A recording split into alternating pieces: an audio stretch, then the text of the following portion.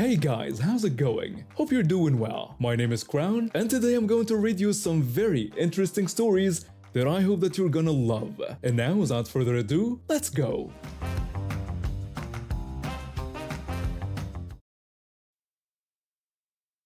Faced with financial challenges, I had to leave college feeling lost and uncertain about my next steps. Although my parents were initially disappointed, they supported my decision to enroll in the Job Corps program to pursue training in hotel and motel management. It offered an ideal opportunity, free vocational education, accommodation, and a fresh start.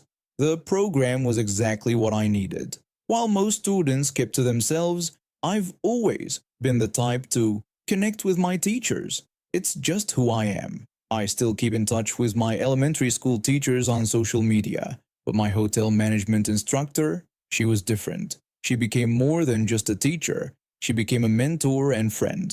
One day I asked her about how she handled the overwhelming nature of the hospitality industry when she first started. She laughed and told me about her first day managing a hotel where she had accidentally booked a wedding party into rooms that were under renovation. When I expressed my shock, she explained that the incident taught her how to handle upset brides, and that turning problems into solutions was the most valuable skill in the industry. She had this way of turning every mistake into a lesson, every failure into an opportunity. That's why what happened next hit me so hard. I was heading to her office one afternoon when I saw her walking out of the dean's office. Her face was pale, hands shaking. She wouldn't tell me what was wrong at first, but I kept pressing. Finally, she confessed that she had walked in on them shredding financial documents and discovered they were stealing more than half of the center's funding. When I asked if she had reported it, she revealed that they had offered her money to keep quiet and threatened her job when she refused. But sure enough, less than a week later, she was fired. 2 years away from retirement, all her benefits gone. The official reason? Unprofessional conduct with students. They used our friendship against her. The dean pulled me into her office the next day. She tried to justify firing my teacher by claiming she was too familiar with students and that it wasn't appropriate. When I challenged this obvious lie, she warned me to be careful about making accusations I could improve and told me to focus on completing my program. That smug look on her face, I'll never forget it. But she didn't know who she was dealing with. I might have dropped out of college, but I'm not stupid. I started watching, waiting, gathering information. Every overheard conversation, every glimpse of paperwork left on desks, every suspicious delivery. I documented everything. For 2 months, I built my case. It wasn't concrete evidence, but it was enough to raise serious questions. Then came the fun part. I drafted the most professional email of my life, detailing everything I discovered, including what happened to my teacher. But here's where I got creative. I didn't just send it to one person. I sent it to everyone. Congress members, Department of Labor officials, Job Corps directors at every level, even the president's office. Over 2,000 recipients, all CC'd so everyone could see who else received it. It was like dropping a bomb with a very long fuse and then sitting back to watch the fireworks. The explosion came 2 weeks later. Federal investigators descended on the center like a swarm of angry bees. By the end of the day, most of the administration was escorted out in handcuffs. The final tally: $8 million stolen over 5 years. The dean and 4 other administrators faced serious prison time. My teacher received a generous settlement, 3 years' salary, full retirement benefits, though she had to sign a non-disclosure agreement. They handed me my completion certificate and practically begged me to leave quietly.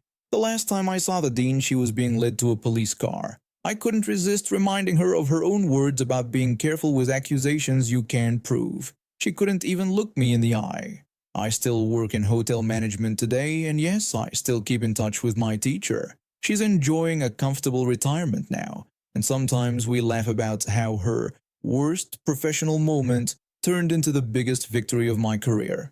I hadn't even graduated yet.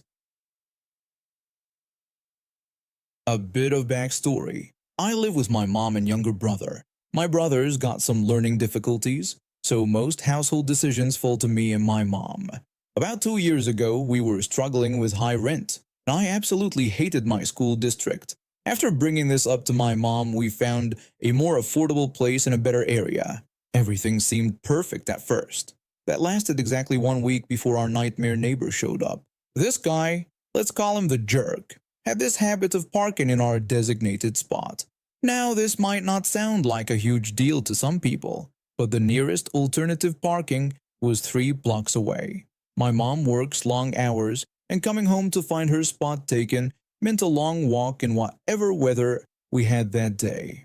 The first time it happened, my mom tried to be nice about it.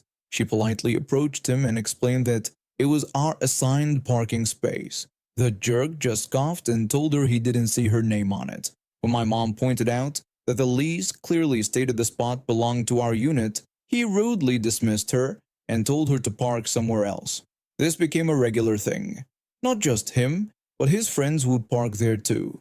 Every time we tried to talk to the landlord, we got nowhere. The landlord just kept telling us that unless we could prove it was causing significant issues, their hands were tied. After watching my mom come home exhausted one too many times, I decided to try something small. I asked my friend to park next to our spot, just to give them a taste of their own medicine. Big mistake. The jerk came out screaming and threatened my friend with violence if he didn't move his car immediately. My friend tried to defuse the situation by explaining he wasn't from around here and would leave if allowed to get out. When I told my mom about the threats, something changed in her eyes. She declared that we weren't going to take this anymore. When I asked what we could even do, she told me we were going to run out the lease, but first, we needed to call some friends. Turns out my mom had a friend in law enforcement. During their catch-up, he mentioned something interesting. There had been reports of drug activity in our neighborhood, but they hadn't been able to pin down who was responsible. He told my mom that if we could get solid evidence, they might be able to do something about our situation. That's when our documentation project began. Every time we smelled weed through the walls, written down with time and date, every car that parked in our spot, license plate recorded, every threatening interaction, captured on video. We never let on that we were doing anything, just smiled and waved whenever we saw him. What we didn't expect was how deep this would go. Around 10 months in, my mom started keeping certain details from me. Later, I found out why. Those license plates I've been recording, they belonged to people who were getting arrested for drug possession. The pieces were falling into place. The real satisfaction came just 4 days before our lease was up. We were packing boxes when we heard the commotion outside. 6 vehicles pulled up, 4 police cars and 2 Child Protective Services vans. The door got kicked in, and out came the jerk and his wife in handcuffs. Their 3 kids were led to the Child Protective Services vehicles. Later, my mom's friend filled us in. Turns out our lovely neighbor wasn't just a parking space thief, he was running a significant drug operation from his apartment. He got sentenced to several years in prison, lost custody of his kids, and his wife faced charges too. He never knew we were the ones who helped bring him down. All because he couldn't respect a simple parking space assignment. My mom still gets this little smile when she talks about it. We moved to a much nicer place after that with plenty of parking. And you better believe I double-check my parking spot assignment now. You never know what kind of war you might accidentally start over one. Like many children of immigrants, I grew up watching my father work multiple jobs to build a life for us in the United States. He would bike to work in all weather conditions because we couldn't afford a car. Together with my grandfather, they saved every penny to bring our entire family over. Those early years taught me the value of hard work and the struggles immigrants face when starting fresh in a new country. That's why what I'm about to tell you was particularly satisfying, because some people don't deserve the chances they're given. This happened about a decade ago when I was 21. I was working at a club with my boyfriend, juggling late shifts while raising 3 kids. My 2 older ones were around 6 to 7, and my youngest was just a baby. One night, I needed someone to watch the kids while they slept, so I called my best friend. I asked her if she could come over to watch the kids while they slept, explaining that she could just hang out at my place. She agreed readily and asked if she could have a couple people over so she wouldn't get bored. I told her that was fine but joked that she shouldn't throw any parties. We both laughed about it, and I felt relieved knowing my kids were in good hands. When we got back from work, everything seemed fine. The kids were asleep, the house was quiet, and my friend left. But later that night, I noticed something odd: a cup with a cigarette butt inside. I was a smoker myself, but never smoked inside because my oldest had asthma and the baby was too young. I sent her a text asking if someone had smoked inside the house. The response I got was strange. They asked what kind it was. I replied that I didn't know and asked if there were only 2 people with her. The replies kept getting weirder, with broken English and misspellings. That's when I realized I wasn't texting my friend at all. It was her boyfriend pretending to be her. You see, my friend is white and her boyfriend was Mexican.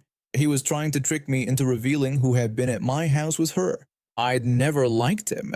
He lived in her family's house, drove her car, and used her parents' phone plan. He was controlling and abusive toward my 19-year-old friend. I'd stopped visiting as much after an incident at her house earlier that year. We had planned to go out to a friend's place, but he wouldn't let her go.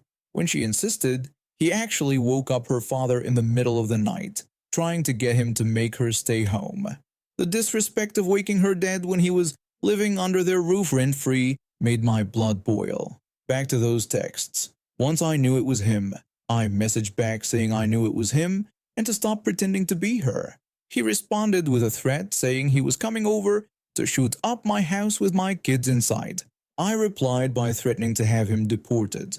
I immediately contacted our mutual friend, who revealed something I hadn't known. He had an active arrest warrant, and the police had tried to arrest him before. His girlfriend's family had hidden him at her grandmother's house next door. I got his full legal name and everything else I needed. Then I called the police and gave them his exact location and all the details they'd need to find him. They arrested him that same night. I didn't stop there. I contacted Immigration and Customs Enforcement, and they put a hold on him. He couldn't be bailed out and his only destination was Mexico. Yes, I felt bad for my friend and their young daughter at first, but honestly, I did them both a favor. I made sure to tell my friend what I'd done shortly after, not wanting her to hear it from someone else. She never said she was angry, though I'm sure she was at first. 10 years have passed since then. Her life has completely changed for the better. She found someone new who treats both her and her daughter like queens. He lost everything: his girlfriend, his side relationships, his possessions, and most importantly, any chance of a real relationship with his daughter. I heard he managed to come back after about a decade, but by then, his daughter was already 13. He's only met her once since everything happened, and all he got to see was how much better their lives were without him in it. 5 years ago, when I bought this house, everything seemed perfect. The neighborhood was quiet, filled with mostly retirees and young professionals. The house itself was a steal: 3 bedrooms, a decent yard, and enough space for my 2 kids to grow up comfortably. But everything changed when the new neighbors moved in next door 2 years ago.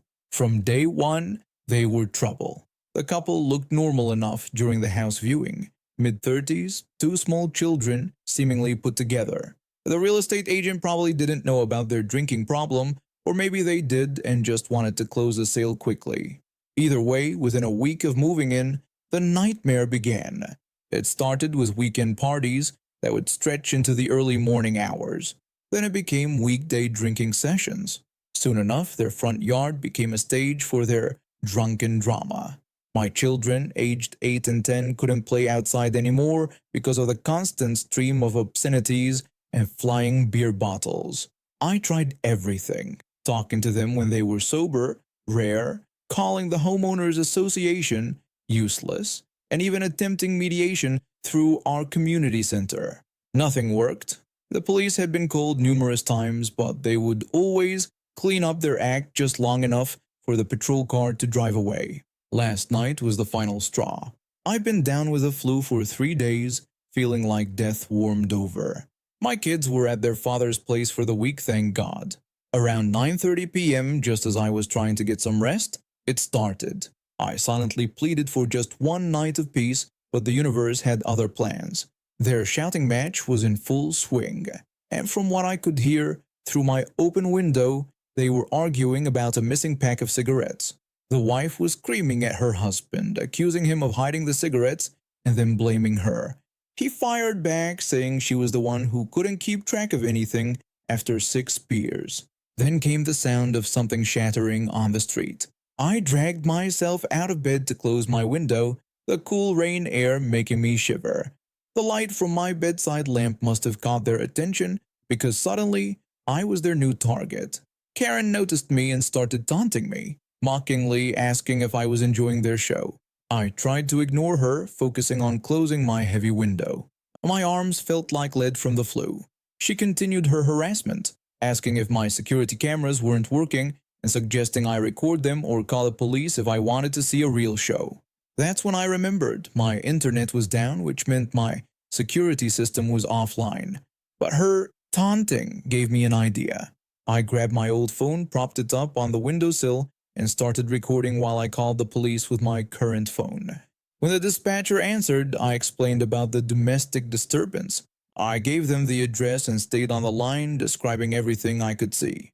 The dispatcher could clearly hear the chaos in the background. Their screaming, the sound of more objects being thrown, car horns from disturbed passing drivers. Karen kept goading me, yelling that she'd give me something worth watching. She started doing some sort of drunken dance in the rain while her husband tried to kick over their own mailbox. That's when I noticed something that made my blood run cold. Their 2 small children, probably 4 and 6 years old, were wandering around my front yard in nothing but their underwear, in the rain. At nearly 10 p.m., within minutes, 3 police cars arrived, lighting up the street with their flashing lights. Karen made a dash for her house, but an officer was already at her back door. Her husband tried to escape in his van, but was blocked in by another patrol car. The children were quickly wrapped in blankets and placed in a warm police car. This time was different, though. When I watched from my window, I could hear one officer talking about how this was the 5th domestic disturbance call this month. Another mentioned something about child endangerment. They were all taken away. Parents in separate patrol cars, children with Child Protective Services. The next morning I received a call from a Child Protective Services worker. She wanted my recording of the incident and asked if I would be willing to provide a statement about the ongoing issues. Apparently, they had been building a case, and my video was the final piece they needed. The children are now with their grandmother in a neighboring state, and both parents are facing multiple charges. The house next door is quiet now. A for sale sign went up this morning. I heard the bank is handling the sale since both parents will be dealing with a legal system for quite some time. I finally got that peaceful night's sleep I wanted, though I wish it hadn't come at such a cost to those kids. At least they're safe now, and hopefully their grandmother can give them the stable home they deserve. And now we have reached the end of today's stories. Thank you for watching, and see you next time.